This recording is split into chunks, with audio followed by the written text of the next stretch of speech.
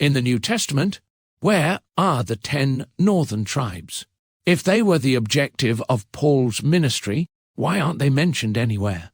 Notably, there is only one individual in the New Testament explicitly identified with a northern tribe, Anna of the tribe of Asher per Luke 2:36.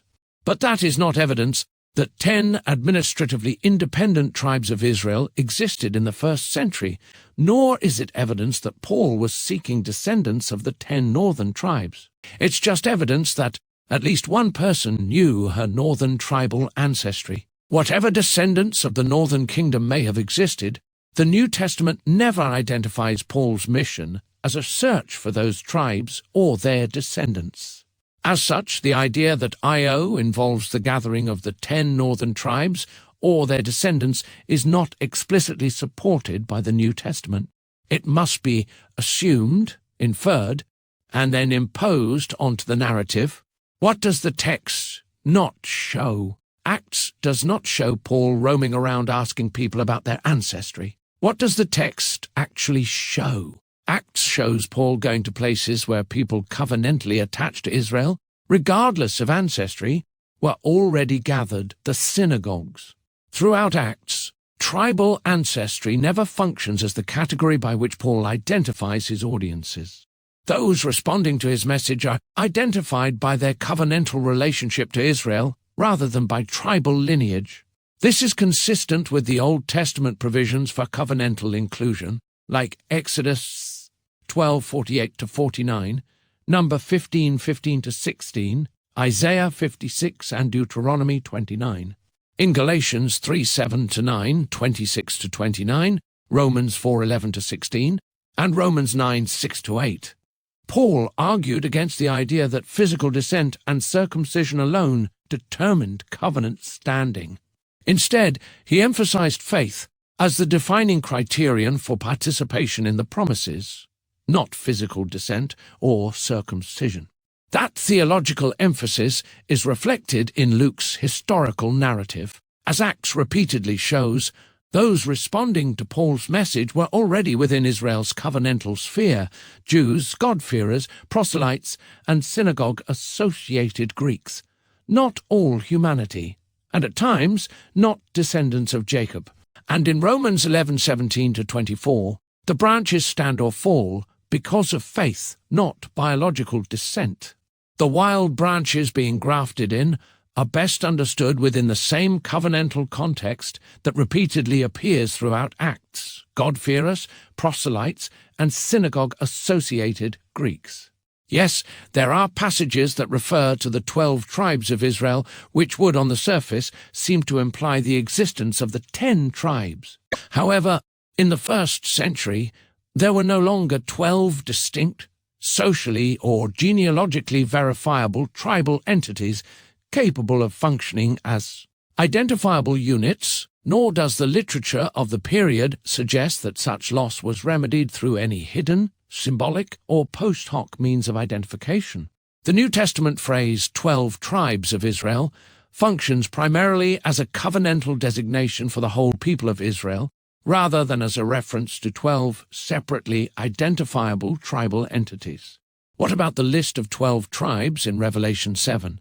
They are symbolic rather than a literal census, and only 7% of the traditional northern tribes are mentioned. If it were referring to 12 literal, biologically descended, administratively independent tribes, it would not have excluded Dan, included both Joseph and Manasseh separately, and altered the traditional tribal arrangements.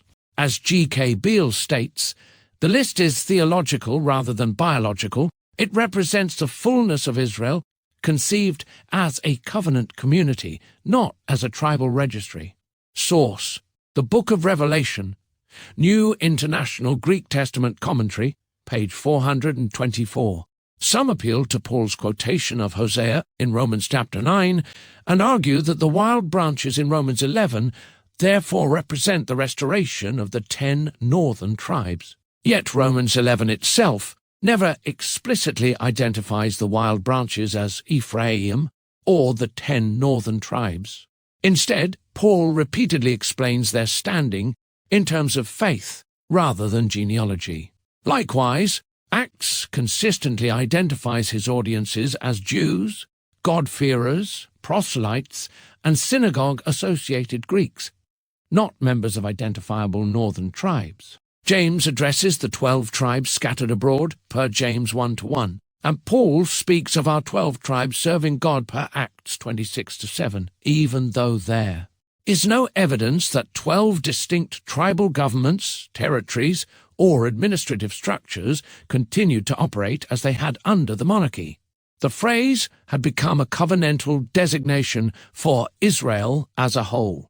That is why I think it is a mistake to build Paul's Gentile mission around the assumption that he was searching for identifiable descendants of the 10 northern tribes. The New Testament never says that was Paul's mission. What it repeatedly shows is Paul going to synagogues where Jews, God-fearers, proselytes, and synagogue-affiliated Greeks were, regardless of ancestry, already part of Israel's covenantal community and already gathered around Israel's scriptures and worship. Those are the people we can actually see in the text. 10 distinct biologically descended, administratively independent tribes aren't in view. Even if some among these groups possess northern tribal ancestry, Acts never identifies them on that basis, nor presents such ancestry as the reason for their inclusion. If identifying descendants of the 10 northern tribes was the organizing principle of Paul's mission, why does Luke never once identify a single convert as belonging to Ephraim, Manasseh, Issachar, Zebulun, Naphtali, Gad, Asher, Reuben, Simeon, or Dan? Luke never presents tribal ancestry as the explanatory category for Paul's mission. So, what makes more sense? That Paul was seeking descendants of the 10 northern tribes who didn't know they were descendants of the 10 northern tribes and he never asked them? Or that ancestry wasn't the guiding criterion, but rather association or attachment to Israel's covenantal community? The bloodline-only 10 tribes IO model has to be imposed onto the text and doesn't naturally flow from it. It remains dependent upon assumptions that the New Testament itself never states, making it significantly more vulnerable to critique than the covenantal inclusion model of IO. By contrast, the covenantal inclusion model of IO requires no search for hidden tribal identities. It is grounded in the audiences Acts repeatedly names and is consistent with scholarship recognizing covenantal conceptions of Israel. It shows that Gentiles in synagogues who weren't biologically related to Jacob were nevertheless included in covenant promises at the time of the end.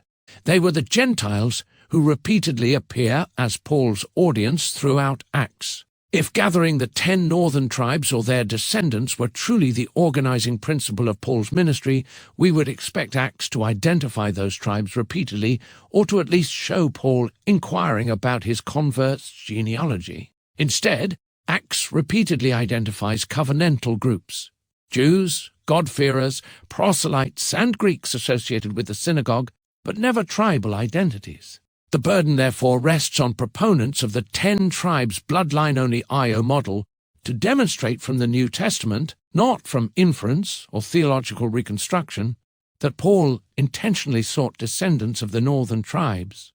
Until such evidence is produced, the covenantal inclusion model remains the explanation that most naturally fits the audiences, categories, and narrative actually presented in Acts.